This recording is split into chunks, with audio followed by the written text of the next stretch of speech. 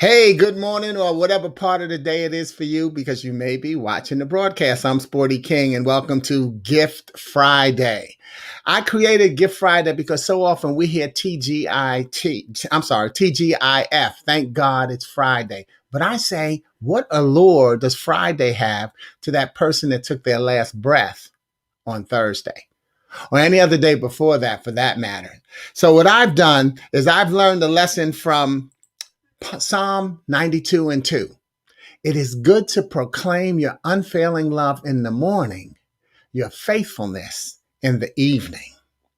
Thus, I've decided instead of using TGIF, I use TGIT. Thank God it's today. And then TGIT. Thank God it's tonight.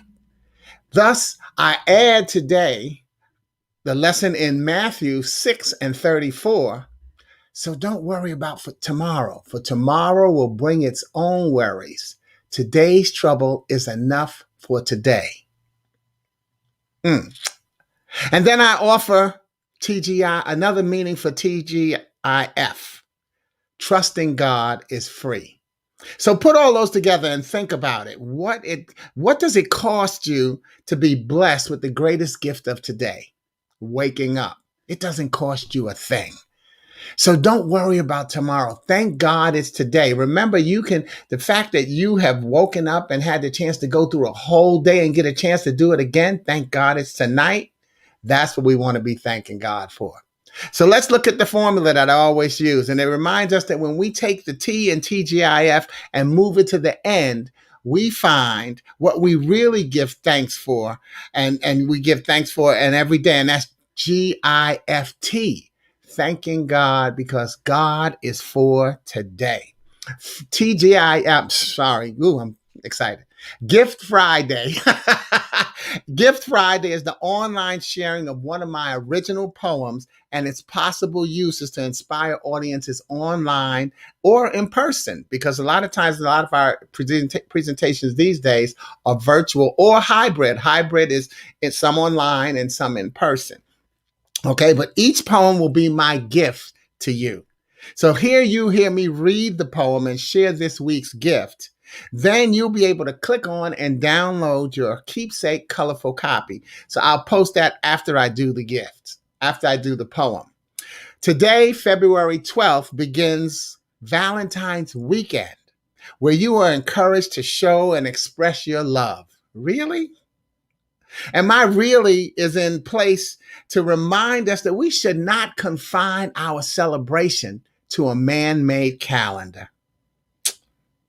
Today, I will be referencing two of my books. The first is Morning, Noon, and Night. Morning, Noon, and Night, which asks the question, is it ever not Valentine's Day, Mother's Day, Father's Day? The start of a new year, there's a new 365. Thanksgiving Day, Christmas Day, is it ever not those? And quotes from my mother and father separately, Christmas is every day I've got $1. Mary Louise and Ricky King, they used to always say, so it's always about celebration. Don't let a man-made calendar restrict your celebration of who you are and where you're going. And then my second book that I'm going to be highlighting and quoting from is, Do You Have Any Idea How Fine You Are? A poetic tribute to God's greatest gift to and source of mankind, women. And the message in this poem today will aim and introduce itself to men, yet you'll also hear an element of the reciprocity that romance requires. So here's the introduction. Gentlemen, how important is it to date your mate? How about very? It's not always about the dinners, trips, or gifts. Sometimes it's just about doing that something special that lets her know she's on your mind. It's dropping your guard or respecting the fact that there's no woman quite like her in your life. And that's why the title of this poem is Date Your Mate. May I suggest that if her name was once Honey let's start over. May I suggest that if her name was once Sweetheart and his Honey, that you continue to say them with no bite, and that one of you has to wonder what surprise you have to make this a special night. Look, I don't care if you've gotten older or put on a little weight. It takes some work to stay in love. You've got to date your mate. Flowers are supposed to bloom and wither so that they can be renewed. And fellas, if you start, then stop sending them. She'll get them from some other dude. Now, hold on, ladies. Don't accept those replacement flowers so fast. How much are you doing of what you did to get them in the past? If you were a gentleman who opened every door, don't suddenly wake up one day and act like it's such a chore. Don't switch to unscented soap if you once wore cologne. And if you do, don't wonder why she spends so much time on the phone. Remember, if it was a whiff of your perfume that made him stick out his chest and spread his plume, no matter how many children or situations, it's not too late to relive those precious moments. You've got to date your mate. If he was once your knight in shining armor or she your damsel in distress, admire the way he looks in a suit. Compliment her on that new dress. It's never too early in the morning to show your love. Any time of night is not too late. If you've done it before, do it again. You've got to date your mate. You were blessed to have met one another. Do you doubt that destiny? And after you've erased all the unpleasant memories, would your faults be strengths with someone else? Are you guaranteed to wake up tomorrow to share or see a smile? Will you find a little less rhyme or reason, even see all you have at stake? Have you forgotten so much about the good times that in hindsight they're all fake? Don't let the thin line disappear and turn your love into your hate. It's a chance not everyone gets, so don't take it for granted. You've got to date your mate. And what I'm going to do is examine 3 messages in the poem. I'm going to examine the opening, the middle, and the close. But the title again reminds us that you still have to date your mate. Those of you who are in these wonderful romantic relationships. It's about still being as corny as you were to get into them. But let's look at the opening line. May I suggest that if her name was once sweetheart and his honey, that you continue to say them with no bite, and that one of you has to wonder what surprise you have to make this a special night. See, if you've got pet names, don't stop using the pet names. But there's also the message that a lot of us have to deal with in relationships. And I actually use this when I talk to my military families going through the deployment cycle, especially when they come home. And the question is, whose turn is it to be compassionate? Whose turn is it to be compassionate? Even though you're together, you're still going through things separately. So don't take one another for granted. Don't decide that you can read somebody's mind and you know what they're thinking or what they're going through. Whose turn is it to be compassionate? What surprise do you have to make this a special night? That becomes one of the challenges, I believe, in relationships, where someone just expects the other one to always have the idea. Now, you're in your separate relationships, and I'm no relationship coach, but this is just some food for thought for you to think about.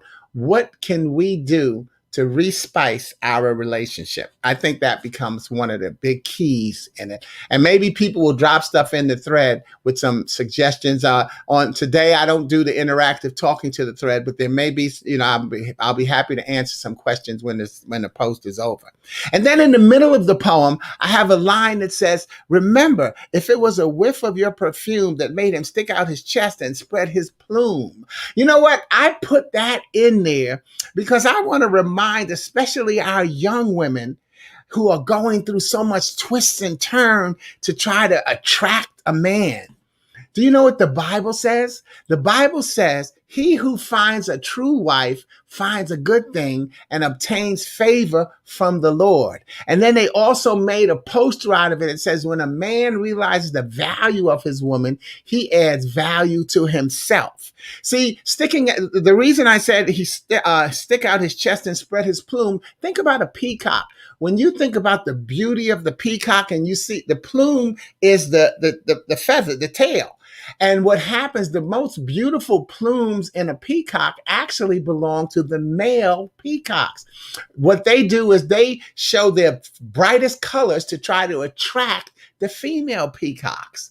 And so, and it might be, that might be true with turkeys too, now that I'm saying it out loud and I'm thinking about it. But don't you see that the premise is that a man has to find a good woman?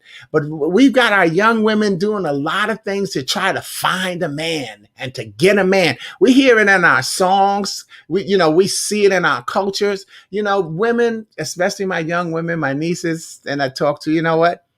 Take your time. Relax. A good man has to find you. But guess what? Like attracts like. So you got to be a good woman. But from the Bible's new the NIV, the new translation, it says a true. See at the bottom, a man who finds a true wife finds a good thing, and then obtains favor from the Lord. So guys, let's remember, God's greatest gift to and source of mankind, women. Look for a good woman. All right. And then I'm going to take you back now to the near the end, the closing. And after you've erased, where is that? Well, okay. Oops. Yeah. Okay. Yeah. After you've erased all the unpleasant memories, would your faults be strengths? I lost myself in my own poem, y'all. There it is. Yeah. Okay. So, though this is actually, think about it, this is also actually a touch of saying, why have an unpleasant breakup? See, after you've erased all the unpleasantries, will your faults now be strengths with someone else?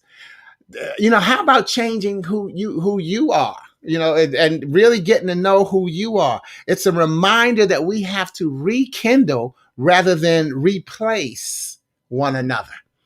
And so, if you've chosen this mate, and let me say that in a lot of ways, I'm more talking about the married couples who've been married for years, and then suddenly they decide they want to go separate ways. Hey, I haven't done that, so I can't tell you how you should be handling it.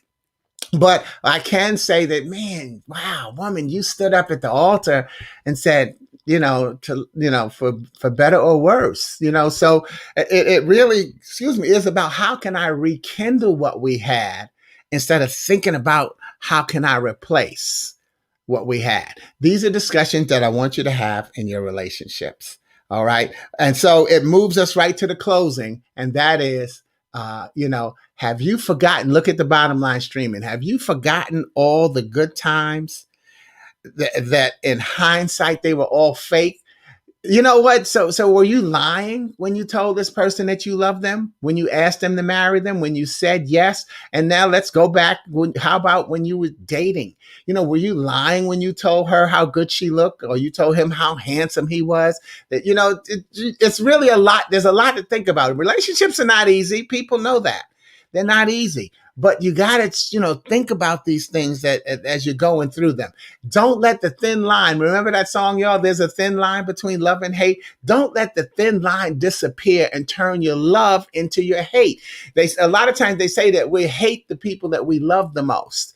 And so it's a thin line, but it's, there's something that you would do with someone that you wouldn't do with someone else. It's a thin line between who you love and who you hate.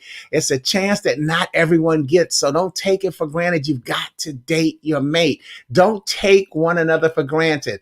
And especially right now, this becomes even stronger as people are sheltered in place and spending more time together. This is not a time to look for one another's faults, but this is a time to say, wow, even if you see a fault, you know what? That's one of the things that I signed up for, so, but hey, wait a minute, I've got some too. It's a great chance for introspection right now. There always has been, but there's now even a higher chance for it and an opportunity. So that's why I say it's so important that we recognize that it should be Happy Valentine's Year. Don't let a man-made calendar restrict your celebration to what it has to say. I love you, and I'll post the link to the poem after I cut off this broadcast.